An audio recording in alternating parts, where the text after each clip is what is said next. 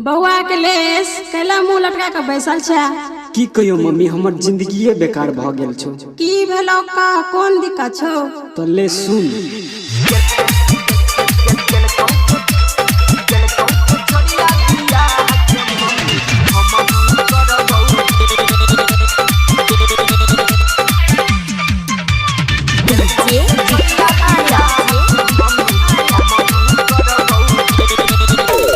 लगन लगाई दे शादी कराई दे हम नहीं पढ़बऊ के। लगन लगाई दे शादी कराई दे हम नहीं पढ़बऊ के। केलकौ जे माल बिया के मम्मी हम करबऊ के। केलकौ जे छोरिया बिया के मम्मी हम करबऊ के। लगन लगाई दे शादी कराई दे हम नहीं पढ़बऊ के। लगन लगाई दे शादी कराई दे हम नहीं पढ़बऊ के। केलकौ जे माल बिया के मम्मी हम करबऊ के। केलकौ जे छोरिया बिया के मम्मी हम करबऊ के।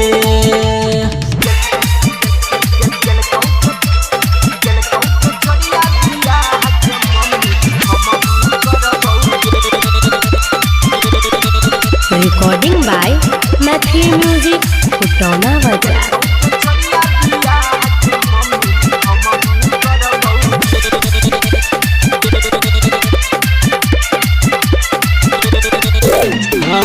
भोरे भोरे उठी के मम्मी कॉफी पी लेतौ गे। रतिया के सुतलो में गोरा बाद बैतौ गे। भोरे भोरे उठी के मम्मी कॉफी पी लेतौ गे।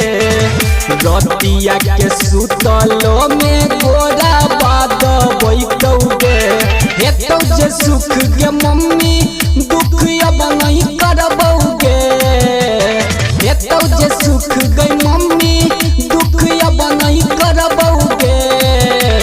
केलकौ जे माल बिया अब हमहू करबऊ गे।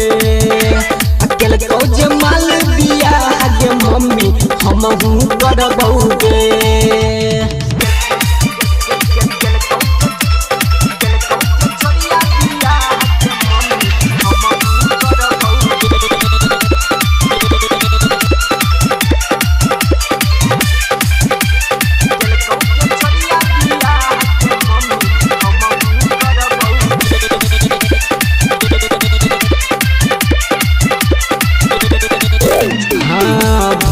अब जवान हम मोरबा चढ़ाई दे। अपन कोमल हाथ से मम्मी तिलक लगाई दे। भेली अब जवान हम मोरबा चढ़ाई दे। अपन कोमल हाथ से मम्मी तिलक लगाई दे। राइटर देव कहै छौ साथ हम नहीं छोड़बऊ गे। अखिलेश परवीन कहै छौ साथ हम नहीं छोड़बऊ गे। केलकौ जे माल बिया के मम्मी हम करबऊ गे। केलकौ जे छोरिया बिया के मम्मी हम करबऊ गे। कराई देना।